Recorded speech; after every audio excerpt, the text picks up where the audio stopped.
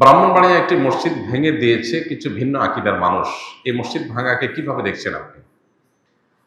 মসজিদ ভাঙা এটা আল্লাহর জমিনে সবচেয়ে গর্হিত, সবচেয়ে জঘন্য অপরাধগুলোর মধ্য থেকে একটা।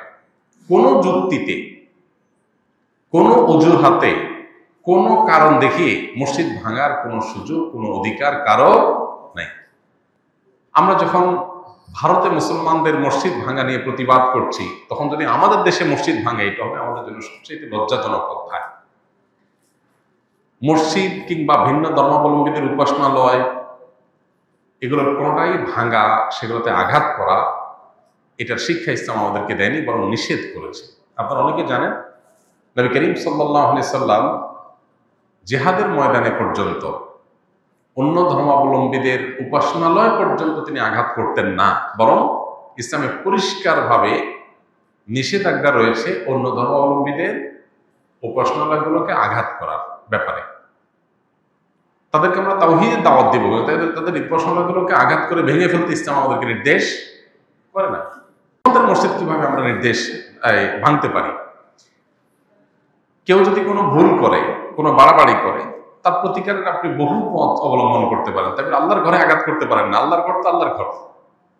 কেউ যদি কোনো মসজিদ আল্লাহর ঘরের জন্য জমি ওয়াকফ করে থাকে, দান করে দিয়ে থাকে, তখন সেটা আল্লাহর ঘর হয়ে যায়, এটা মালিক আল্লাহ। ওটাতে আঘাত করা এটা শরীয়তে সবসময় নিন্দনীয়। এই জন্য কোনো যুক্তিতেই মসজিদে আঘাত করা জায়েজ নয়।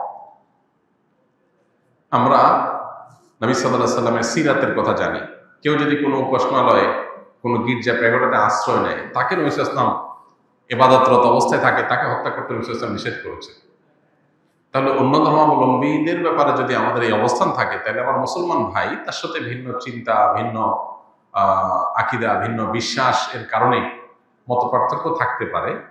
এমনকি কেউ কোনো ক্ষেত্রে বাড়াবাড়ি করতে পারে, সীমা লঙ্ঘন করতে পারে, কোনো ভুল করতে পারে, সেটার হাজারটা সমাধানের কথা আমরা বের করতে পারি। তাই বলে মসজিদে আঘাত করা এটা কখনো সমাধান হতে পারে না।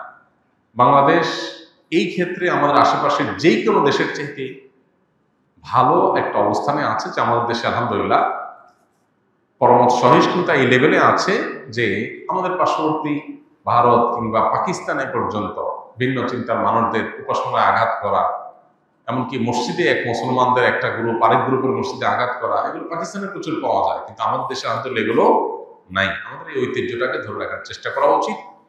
কোনো মানুষ এ ধরনের কাজ করলে তাদের ব্যাপারে সবার দল মত নির্বিশেষে সবাই সেখানে সোচ্চার হওয়া উচিত এবং এ ধরনের কর্মকাণ্ড এটা করতে বাধা দেওয়া উচিত, এবং কেউ এই অন্যায় কাজ যেন করতে না পারে সবাই সতর্ক থাকা উচিত। সমাজে পরস্পরের সহমর্মিতা এবং সহাবস্থান এটা যেন ভালো থাকে, এটা যেন সবাইকে দায়িত্বশীল আচরণ করতে হবে। দায়িত্বশীল আচরণ না করলে তার পরিণতি ভালো হবে না, আমরা সবাই ক্ষতিগ্রস্ত হব। আল্লাহ আমাদেরকে হেদায়েত দান করুন। যারা এই ধরনের কর্মকাণ্ড করেছে তারা নিশ্চয়ই জঘন্য কাজ করেছে, গুনাহের কাজ করেছে, তাদের তওবা করা উচিত। এবং কোনো যুক্তিতেই তারা আল্লাহর ঘরে আঘাত করতে পারেন না। আল্লাহর ঘর কে বানাইছে সেটার বিষয় না, যে বানাইছে সেটা ঘর কার? আল্লাহ। বিধায় এখানে আঘাত করা একেবারেই জঘন্য কাজ।